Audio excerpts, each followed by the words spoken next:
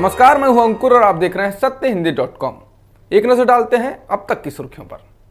France के राष्ट्रपति Emmanuel Macron के खिलाफ भोपाल के इकबाल मैदान में हुए एक प्रदर्शन को लेकर प्रदेश की राजनीति गर्मा गई है। गुरुवार को आयोजित हुए इस प्रदर्शन में हजारों की तादाद में मुसलमानों ने पहुंचकर फ्रांस का न सिर्फ विरोध किया बल्कि फ्रांस के झंडे को आग के हवाले कर दिया। विरोध प्रदर्शन को संबोधित करते हुए कांग्रेस विधायक आरिफ मसूद ने मांग की कि केंद्र सरकार फ्रांस में भारतीय राजदूत को वहां के शासन के मुस्लिम विरोधी रुख के खिलाफ विरोध दर्ज कराने के लिए कहे।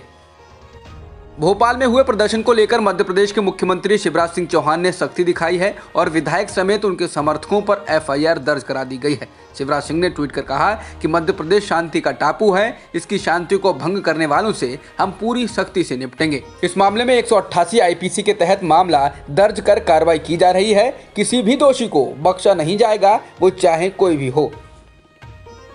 फ्रांस और सऊदी अरब के बाद अब रूस से हिंसा का जुड़ा मामला सामने आया है। रूस की न्यूज एजेंसी इंटरफैक्स के मुताबिक हमलावर ने अल्लाहू अकबर के नारे लगाते हुए एक रूसी पुलिसकर्मी को चाकू मार दिया। 16 साल के हमलावर ने पुलिस पर 3 बार चाकू से हमला किया। ये देखते हुए एक साथी पुलिस वाले ने उस लड़के को गोली मार दी। गोली लगने के बाद उस हमलावर की मौके पर ही मौत हो गई। फ्रांस के राष्ट्रपति इमैनुअल मैक्रों ने कहा है कि उनका देश आतंकवाद के सामने नहीं झुकेगा। गुरुवार को फ्रांस में एक चर्च पर हुए हमले के बाद मैक्रों ने धैर्य और एकता बनाए रखने की भी अपील की। उन्होंने इस हमले को इस्लामिक आतंकवादी हमला बताया है। फ्रांस में नीस शहर के एक चर्च में एक व्यक्ति ने चाकू से हमला कर 2 महिलाओं और एक पुरुष की जान ले ली थी। 2 हफ्तों से भी कम समय में फ्रांस में इस तरह का ये दूसरा हमला है। बीजेपी के राष्ट्रीय अध्यक्ष जगत प्रकाश नड्डा ने शुक्रवार को आरजेडी नेता तेजस्वी यादव से सवाल किया कि आखिर उन्होंने अपने माता पिता की तस्वीर अपने पोस्टर से क्यों हटवाई। नड्डा 2 दिन के बिहार दौरे पर हैं। उन्होंने बेगूसराय की चुनावी रैली में तेजस्वी से ये सवाल किया। उन्होंने साथ ये भी कहा कि अगर चेहरा हटाया तो अब बिहार की जनता से माफी क्यों नहीं मांगते हो। बिहार के चुनाव में नौकरी एक मुद्दा बन गया है। विपक्ष और महागठबंधन के सभी दल अब 10 लाख नौकरी देने का वादा कर रहे हैं। वहीं एनडीए के मुख्यमंत्री पद के उम्मीदवार नीतीश कुमार ने शुक्रवार को कहा कि जॉब बोगस बात है। उनके अनुसार 10 लाख नौकरी का वादा यूं ही बोलना है। लोगों को गुमराह भ्रमित करने के लिए ये बात बोली जा रही है। हालांकि उनके इस कथन से ये साफ नहीं हुआ कि उनकी ये बात बीजेपी के 19 लाख रोजगार देने के वादे पर भी लागू होती है या नहीं।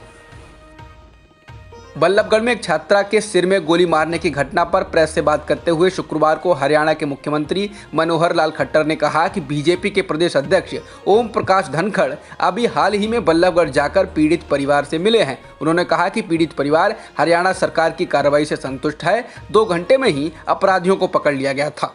अब फास्ट ट्रैक कोर्ट में इस मामले का संज्ञान लिया जाएगा ताकि दोषियों को जल्द से जल्द सजा दिलाई जा सके।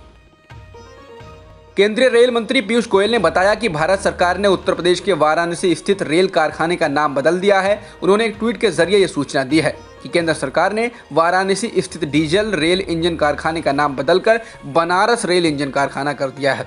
गोयल ने लिखा है कि इस प्राचीन शहर का नाम जुड़ने से रेल इंजन कारखाने के साथ अब यहाँ की पहचान भी जुड़ गई है। पुलवामा हमले की जिम्मेदारी लेने वाले पाकिस्तान के मंत्री फवाद चौधरी के बयान के बाद बीजेपी ने विपक्षी दल कांग्रेस के खिलाफ आक्रामक रुख अपना लिया है। केंद्रीय मंत्री प्रकाश जावड़ेकर ने पुलवामा हमले को लेकर कांग्रेस से माफी की मांग की है।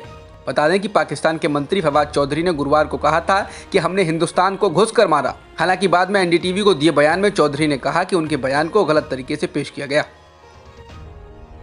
नेशनल कॉन्फ्रेंस ने शुक्रवार को दावा किया कि जम्मू कश्मीर में प्रशासन ने पार्टी अध्यक्ष फारूक अब्दुल्ला को मिलाद उन नबी के मौके पर नमाज पढ़ने के मकसद से घर से बाहर जाने से रोक दिया है। नेशनल कॉन्फ्रेंस ने ट्वीट किया कि जम्मू कश्मीर प्रशासन ने पार्टी अध्यक्ष डॉक्टर फारूक अब्दुल्ला के आवास को अवरुद्ध कर दिया है और उन्हें नमाज पढ़ने के लिए दरगाह हजरत बल जाने से रोक दिया।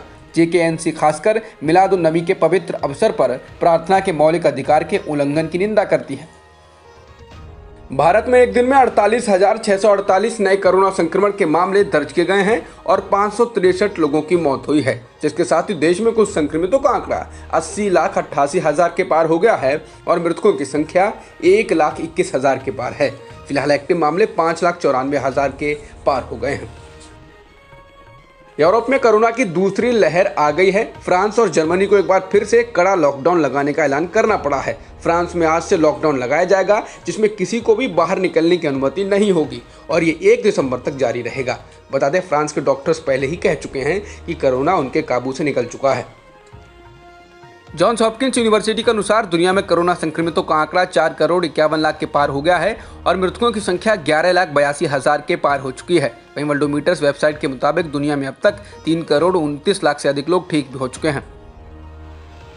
जॉन्स हॉपकिंस यूनिवर्सिटी के अनुसार अमेरिका में संक्रमितों की संख्या 89,47,000 के पार हो गई है और मृतकों की संख्या 2,28,000 के पार हो चुकी है। इसके अलावा ब्राजील में कुल संक्रमितों का आंकड़ा 54,94,000 के पार हो गया है और मृतकों की संख्या 1,58,000 के पार है। अब तक की खबरों में इतना ही। बाकी खबरों के लिए बने रहिए सत्यहिंदी.com के साथ।